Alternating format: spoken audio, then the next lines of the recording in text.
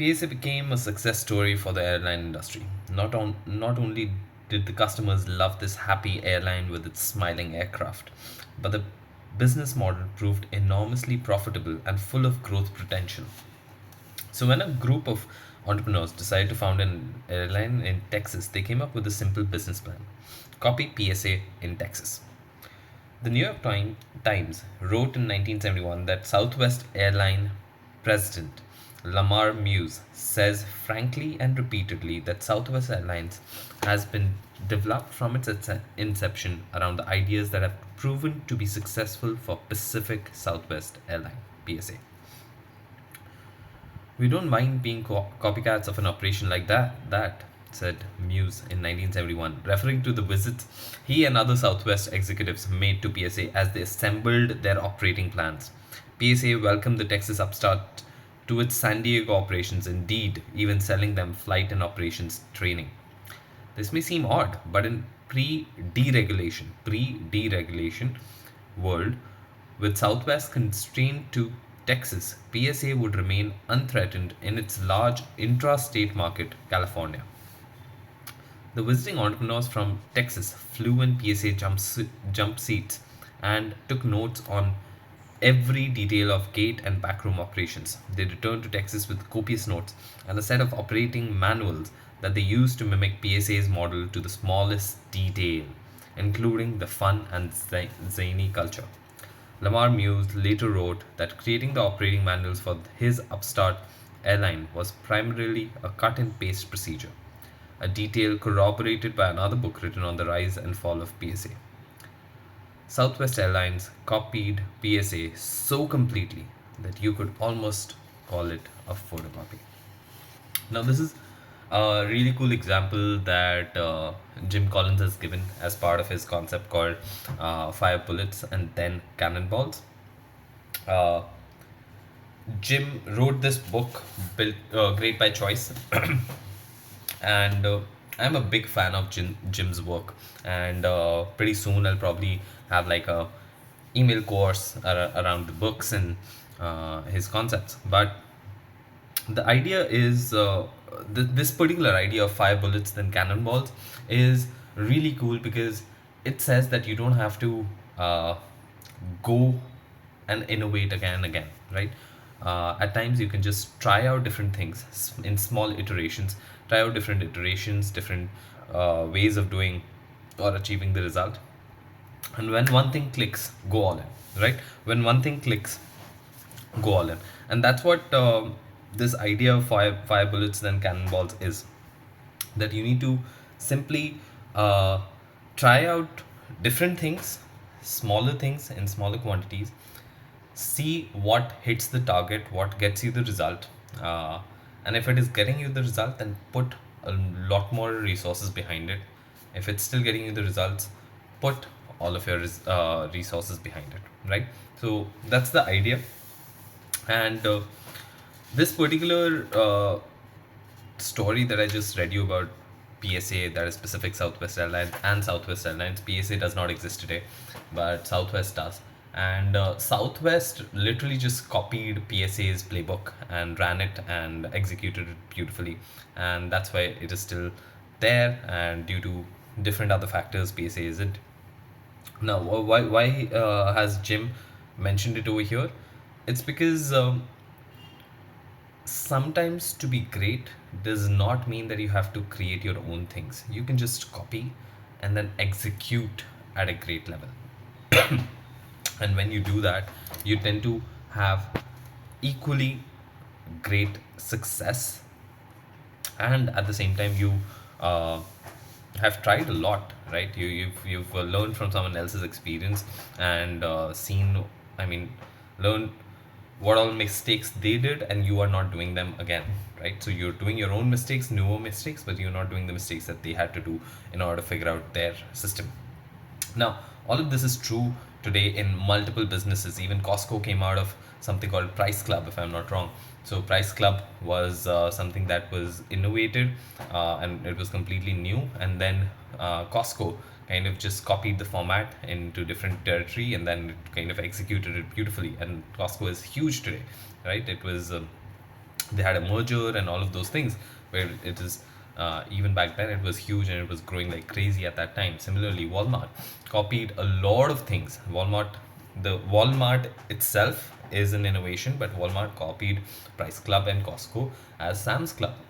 And I don't know if it's still existing or not, but for a good couple of years, it was pretty dominant force in the industry. It was not great. It was not as successful as Walmart as an entity and as a business, but Sam's Club in itself was a pretty valuable business that kind of got formed, right? So all of these things kind of uh, tell you that it's okay to copy, because sometimes in startup world, in entrepreneurship, we think that we need to innovate and we need to create new things from scratch, and that's not fair and that's not right. Sometimes it just works to copy someone else's copies and steal someone else's playbook and execute it beautifully. So, and that's the idea. Like right now, this format that I'm trying to experiment with, I don't know if it's going to work or not, but it's something that I saw on Founders podcast, and I'm okay giving credit wherever I get a new concept, learn a new concept, and of course the concept that I am applying, because I know that uh, someone might come and steal my ideas as well. So it's totally fine, and it's just gonna happen. It's just the nature of things. So Founders podcast, I love hearing David and how he talks about biographies, and I realized that, hey, how David is inspired and excited about biographies. I am inspired and excited about concepts, right? Business concepts, frameworks, ways of seeing situations, and I can help explain those concepts really well, and that's what I'm trying to do. I'm using the book as a reference mechanism for me, but the idea is to kind of explain these particular concepts and see how they can be applied in different business contexts, right? So Jim Collins is one of my favorite authors with this respect, where we're talking about business concepts and applicability in different parts of the business. And this fire bullets then cannonballs is a key example, right? Sometimes what we all do is we just intuitively feel that between A, B, and C, A is the right answer, and sometimes that intuition is needed and required, but oftentimes we may be wrong, or we don't know if our intuition uh, is has the right data or not. So another way that Jim is saying is 10xers, or these people who created 10x results, which Jim has coined the term 10xers. These 10xers, what they used to do is they used to experiment. They used to experiment with small quantities. So if they have three choices, they would put in small resources behind these three choices, give it a small go, and see how that kind of performs and what kind of results they're getting from there, and analyze those results, get that data, gather the data, and reiterate, right? Reiterate with either more resources or less resources, or completely cutting it off, right? And once we have a winner between the three choices or 10 choices or 20 choices, whatever the situation is, once we have the right data and a clear winner, or maybe two clear winners, then we put all our resources behind it and scale it up, right? We kind of blow it up out of the water.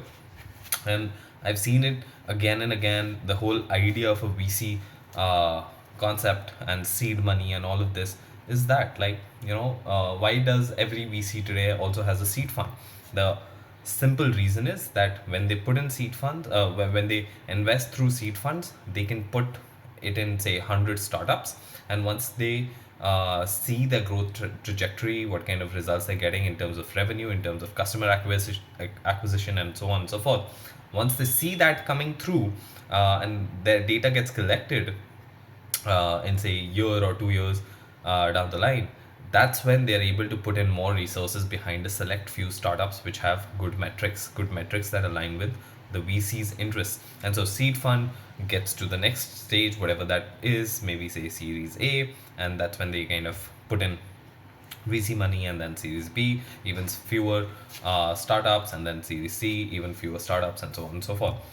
So it's completely this fire bullets, put in a lot of money, put in small chunks of money in a lot of different startups, and see who kind of win, and hopefully you'll have like you'll have one or two or three winners out of this.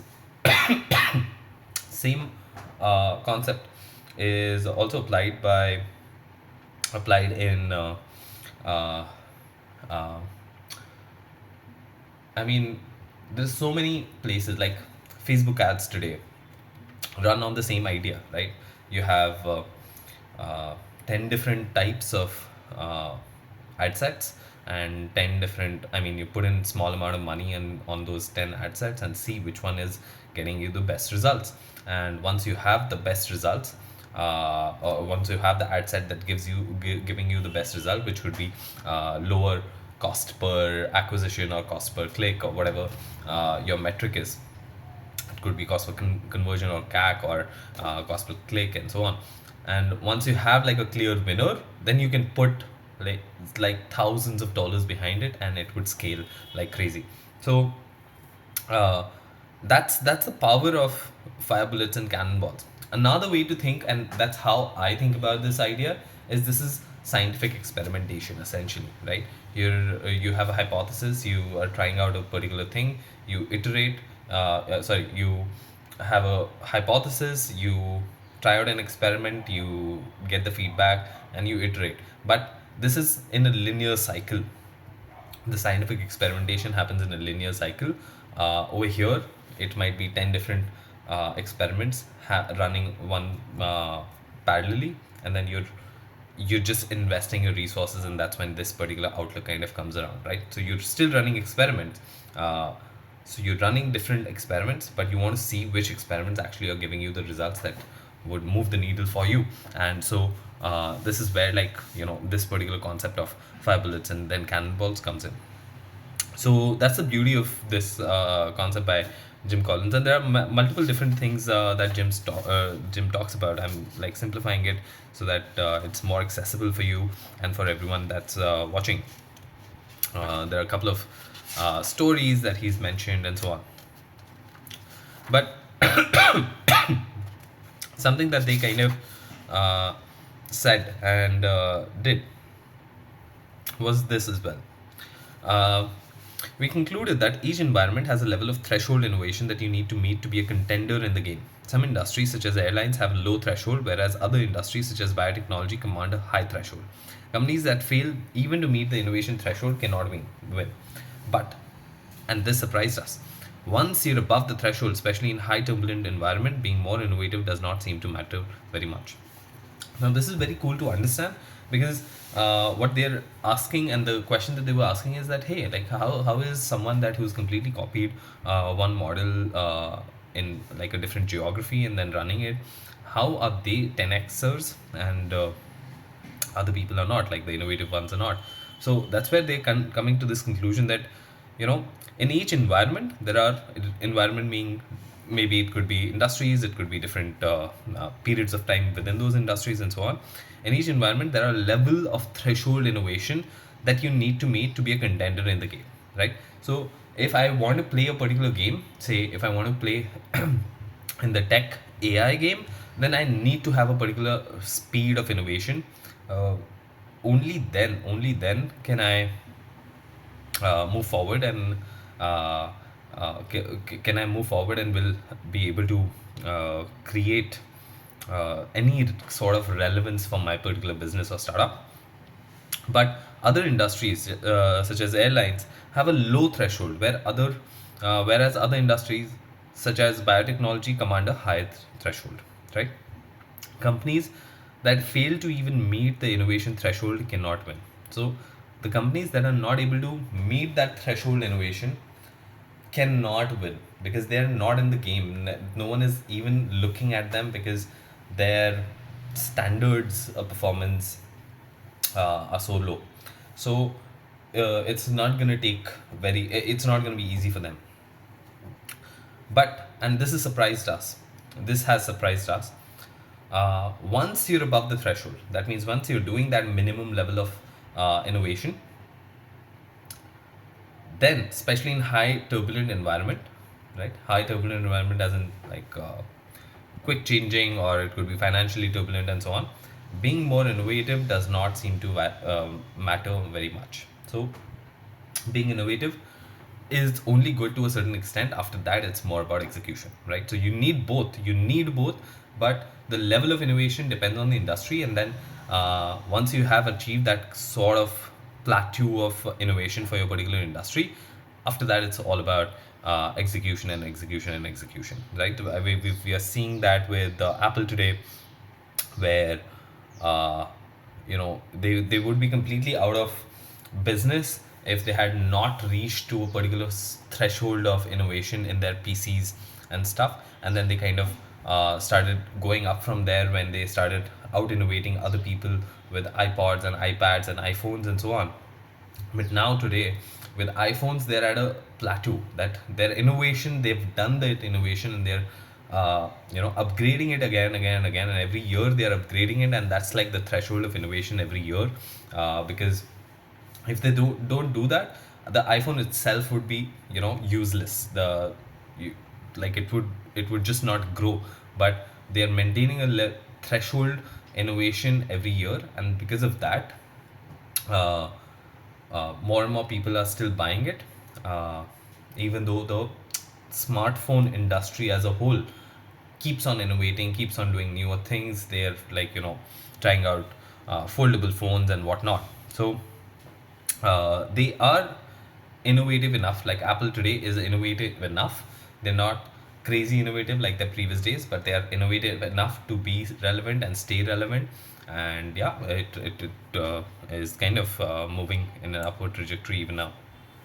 So that's the idea of threshold innovation. So within this particular concept of fire bullets and then cannonballs, the this concept itself of threshold innovation is really important and cool. Now, the same thing is said by Intel as well.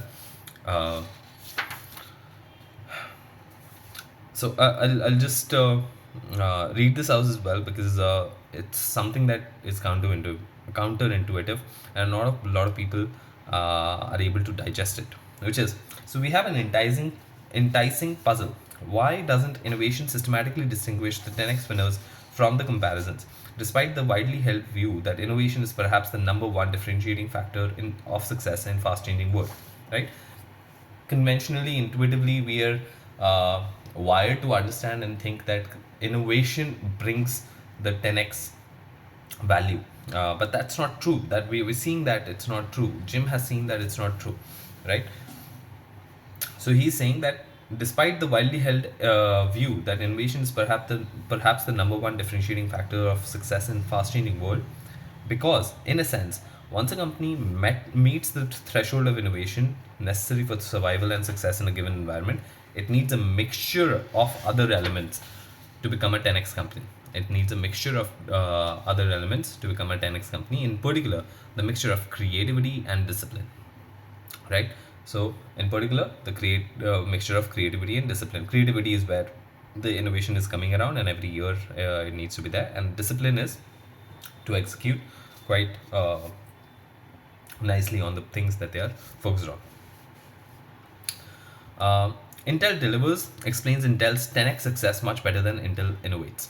Even more accurate, Intel innovates to a necessary threshold, then blows everyone away utterly, completely, fanatically, obsessively with its ability to deliver on its innovations at expected cost with high reliability and great consistency. This is the essence of Intel's 10x journey. Now, Intel itself is beautiful today. I mean, it's becoming irrelevant as we speak, but Intel is exactly like the perfect example for this, because they were innovating like crazy in the PC era, and as we shifted to more of mobile computing, they kind of left the innovation part, and because they were not meeting the threshold in innovation in those microchips, they are becoming irrelevant day by day, right? But in that back in the day when they were innovating, they were also delivering, right? So it was important that Intel innovates to a necessary threshold. Necessary threshold as in every year, every 2 years, they were producing a better chip within the market, which people would buy, and then blows everyone away utterly, completely, fanatically, obsessively with its ability to deliver on those innovations at expected cost with high reliability and great consistency. Uh, this was the recipe that made Intel the 10x of its time. Um, Similarly, Herb Kelleher of Southwest Airlines, who was the founder of Southwest Airlines, put it, what people don't understand is that Herb has the crazy creativity of an Irishman and the relentless discipline of the Prussian. You don't just get that combination very often. So you need both. You need creativity and you need the discipline to bring that creativity to life.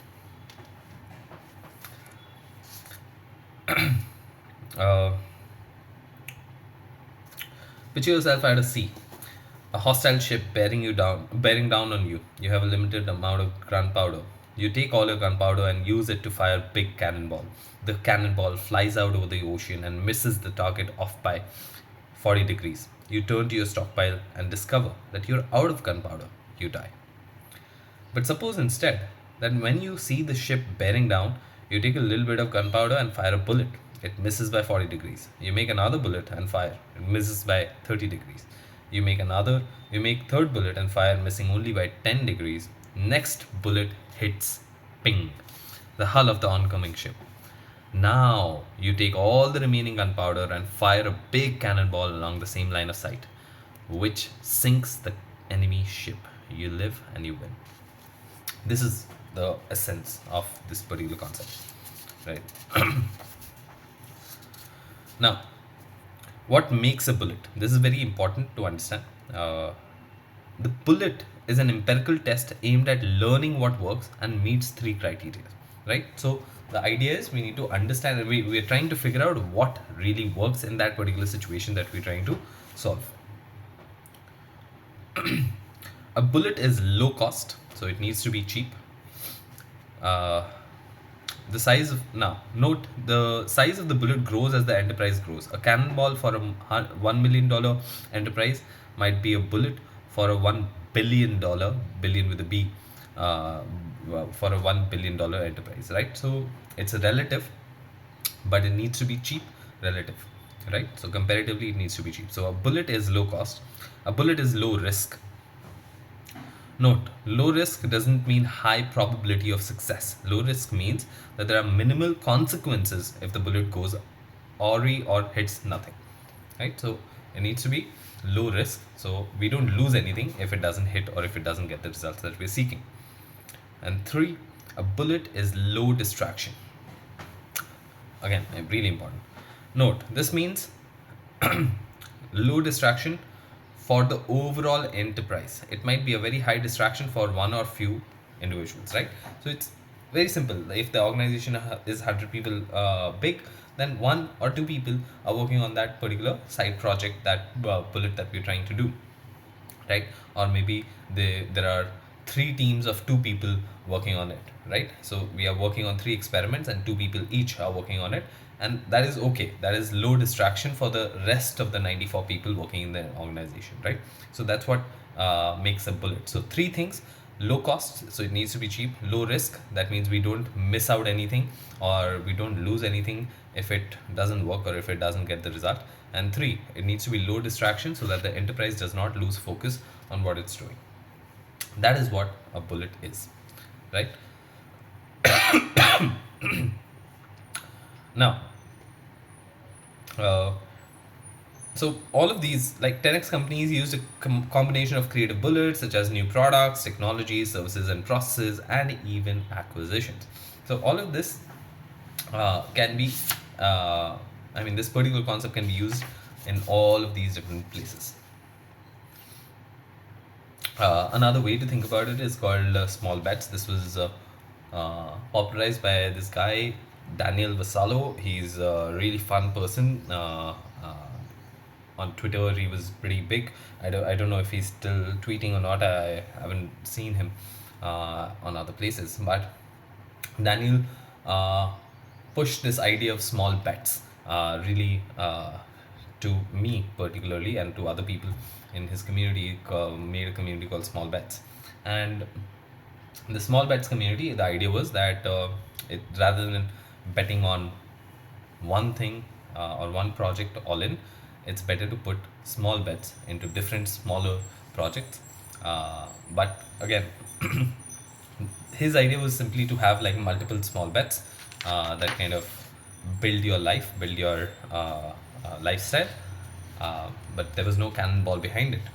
So it's just a different way to look at it. But I would rather add that use that those small bets to see what's working and then put more resources behind it to make it big. But totally depending on what kind of life you want, right? So yeah. Now another important thing over here is first, you fire bullets to figure out what will work. Then, once you have empirical confidence based on the bullets, you concentrate your resources and fire a cannonball. After the cannonball hits, you keep 20-mile marching to make the most of your big success. Right? So, all of the concepts come together, and I've made a video on 20-mile marching. Really important. Again, it shows the importance of discipline overall. Right? So, really important to understand what's happening. Uh, so I'm gonna we're kind of coming to the end of this particular thing, but really cool story about Apple. So I just want to read it out or share it with you. The iPod was a very cool bullet, but a bullet nonetheless. Right. So this is important that there was like a small team working on the iPod, and it was just a bullet. Apple did not. This was the first product out of PCs that Apple was trying, and it did not put a lot of resources behind it. They were focused completely on PCs, and there was only a small team that was working on the iPod and kind of pushing it. And they kind of launched it also not at a big event, but rather in a small space, but it was a bullet nonetheless. Still, Apple had increasing empirical validation. People loved the iPod. Customers loved iTunes for the Mac. iPod sales more than doubled in a year. The music industry faced severe challenges from growth in illegally downloaded music, and Apple employees wanted an easy way to download music without stealing. So Apple took the next step, launching an online music store and working out a deal with the music industry to offer individual songs at 99 cents. This too succeeded, and Apple had more empirical validation. Millions of people would rather buy music than steal it if easy to access and fairly priced. People were clamoring for iTunes for their Windows-based personal computers, and Windows had an installed base of more than 1 billion personal computers. Finally, with all this empirical validation, Apple fired the big cannonball, the iTunes and the iPod for non-Mac computers, instantly multiplying the potential market by nearly 20 times. The iPod is not a new category, said Jobs. It's not a speculative market. It's not like saying that we're going to build an information appliance or some technical curio and hope the market exists. And it didn't stop there. Apple kept adding piece upon piece, making the most of the new big thing. Apple iPod Mini, iPod Click Wheel, blah blah blah blah blah. Within 3 years, iPod unit sales would exceed Macintosh unit sales. Right? In the 12 years away from Apple, Jobs had turned himself in from a creative entrepreneur into a disciplined, creative company builder. And that is the beauty of Jobs that I really personally love. The iPod story illustrates a crucial point. A big successful venture can look in retrospect like a single step creative breakthrough when in fact it came about as a multi step iterative process based more upon empirical validation than visionary genius. The marriage of fanatic discipline and empirical creativity better explains Apple's revival than breakthrough innovation per se. Right. So this is Jim's thought, but yeah, I do agree that sometimes when we look at the things in retrospect, that is, when we look at it from the future into the past, definitely it seems like this one place where everything kind of tips, right? The tipping point essentially. And it was coming through from a place of vision, when in fact it might just be coming from experiments, iterative experiments, trying out different things and seeing what kind of fits. And possibly that's what happened for Apple and iPod. So we would never know, But it's better to focus on this concept of small bets and iteration and firing bullets, rather than relying completely on intuition and vision. Intuition and vision are important to understand as well as to kind of apply, but they might not be uh, useful or applicable or right at times, right? So it needs to be a mix. It needs to be a mix that when you're not able to trust your own intuition, then you go with the iterative process. But when you are able to get that strong gut feel, that strong intuition that hey, this is what we need to do, then you go for it, and then you kind of take that plunge, right? So it needs to be both. So no concept is applicable everywhere every time, so that's something that you need to understand as well as apply in your own life and be mindful of all of these things. But there are times when you need to be aware that my intuition is not as strong as I would like it to be, so we need to iterate. uh, but when we've iterated and we have something of that is showing that light at the end of the tunnel, and we also have the strong intuition behind it, then we should also put all of our resources behind it and go all in, right? So that's my way to look at it. Of course, everyone has their own interpretations, but this is something that I would recommend. But the concept itself, the fire bullets and rather than cannonballs, is a really really good one, and this is by Jim Collin, from his book Great by Choice. I'll put that in the description below, and I will see you in the next one. Tell me which business concepts you'd like me to cover, or any business books that you'd like me to read that I haven't covered yet. And of course, please follow, like, subscribe, share. All of those things really help and build this community slowly and definitely. And I'm hoping to connect with you all over this platform pretty soon. So, see you. Bye bye.